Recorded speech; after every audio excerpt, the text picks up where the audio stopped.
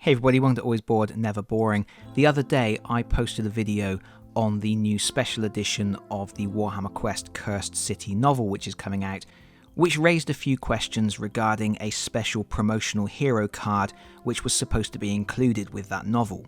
Today, Games Workshop have posted a new Warhammer community article which answers some of the concerns that I had about that promotional card and also sheds a little bit of light on the actual gameplay of the Cursed City board game and even discusses for the very first time some special abilities for one of the characters, although bizarrely that does mean we are finding out more about a special promotional character and how that character will play than we know about characters included in the box set. Regardless, I'm going to read through the community article and then unpack the details a little bit. It says Black Library has a long and noble history of providing tie-ins to Warhammer boxed games. With the new Warhammer Quest Cursed City, they're doing this and going a step further. Every English language copy of CL Werner's Cursed City, including the lavish special edition, includes a character card allowing you to play one of the heroes of the novel in your games.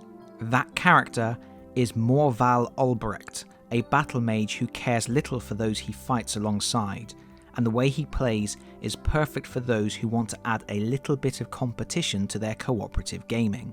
In the novel, Morrvahl is a wizard who makes his home in the vampire-ruled city of Ulfenkarn and studies some of the darker magical arts such as necromancy.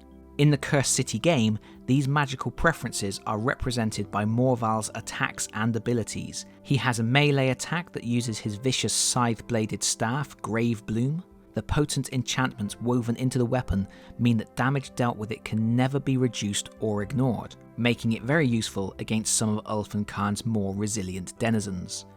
Morrvahl also has a powerful ranged attack that can cause masses of damage to the toughest foes. When Morrvahl really comes into his own is with his special ability Soulstorm, which allows him to roll a dice for each model on the same board tile, hero and hostile alike. Any critical result causes damage, and damage to friendly models can trigger Morrvahl's Path to Glory condition and award him inspiration points.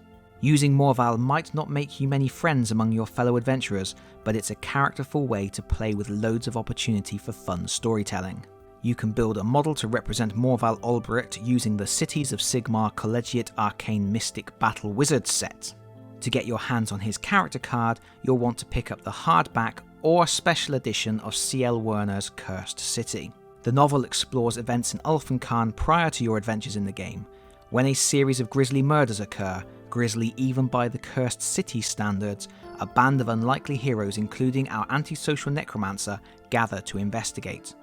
Their journey will take them from the dark alleys of the city's outer districts to the heart of the Ebon Citadel as they tangle with Radukar the Wolf and his court of undead horrors.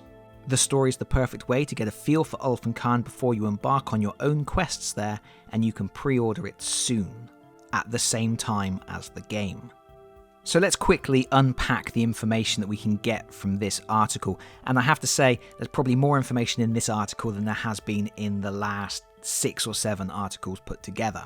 First of all, the Morrvahl Olbrecht character card is going to be included with all hardback and special edition copies of CL Werner's Cursed City.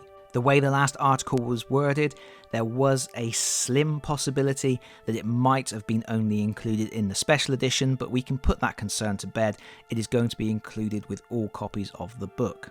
Although one has to assume that if at some point down the line they release the book as a paperback, it won't necessarily be included then. Second, as is usually the case, I was wrong with my prediction on who the special character would be. I predicted it would be the Rat Prince vampire that they showcased a few weeks ago because that character had a backstory that was strongly tied into the events of the Cursed City. But instead we get this Morrvahl Olbrecht character who does appear on the cover of the book, and I do recall some people saying that that would be the special character. Some people pointed it out, and they did point out that you could make a character that looked a bit like that using the old Wizards box set, which is exactly what Games Workshop have done.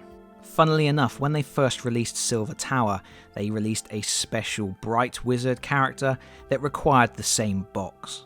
But there we go, it's a new character, but it is an old miniature. There is no new special miniature to represent this character, and in fact the character on the cover of the book only has a passing resemblance to the character that they built and portrayed on the character sheet. Because it's a proxy really, it's not a miniature that was made for this purpose.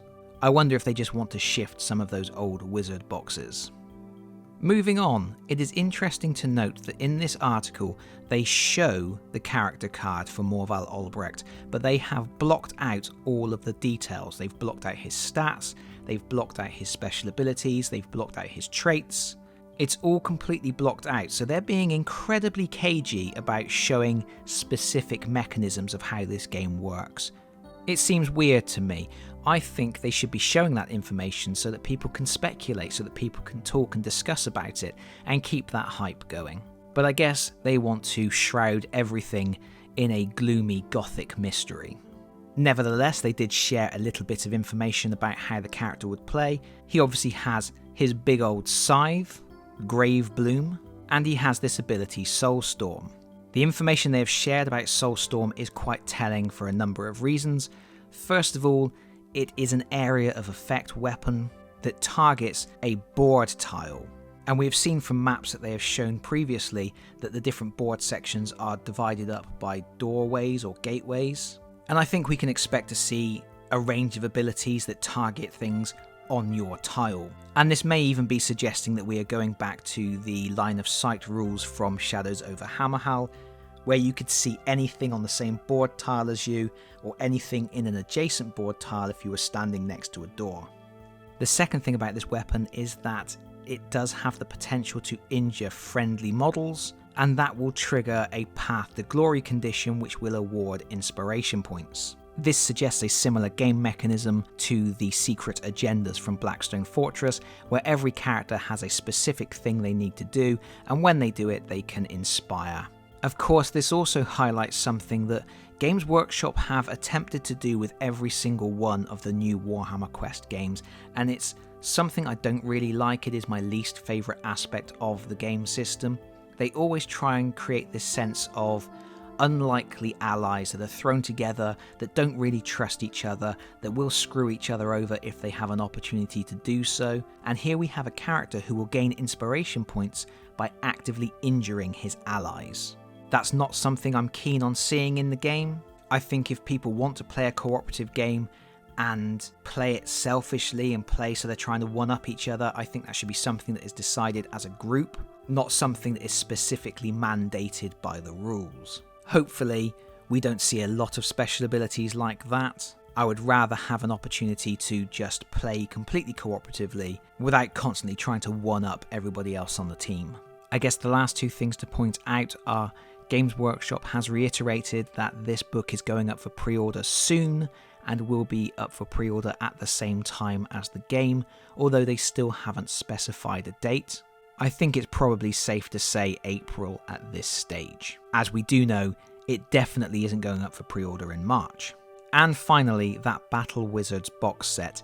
I've just looked it up and it is priced at £25, and you can make 4 different wizards with it. Personally, my excitement for this special character has diminished considerably. I don't like the idea of gaining inspiration points by injuring my colleagues, and I'm probably just a little bit salty that it's not that vampire prince. But hopefully, some of these cool new vampire miniatures that are coming out will get special rules in White Dwarf magazine, and I'll be able to buy those instead. But anyway, I think I've talked for long enough. I think I have covered everything. If I've missed anything, I will add it in the video description below. As always, thank you so much for watching. If you've enjoyed the video, please consider pressing the like button. If you really enjoyed the video, please consider subscribing if you don't already do so. And hopefully, I will see you all again very soon. Bye bye everyone. Bye bye.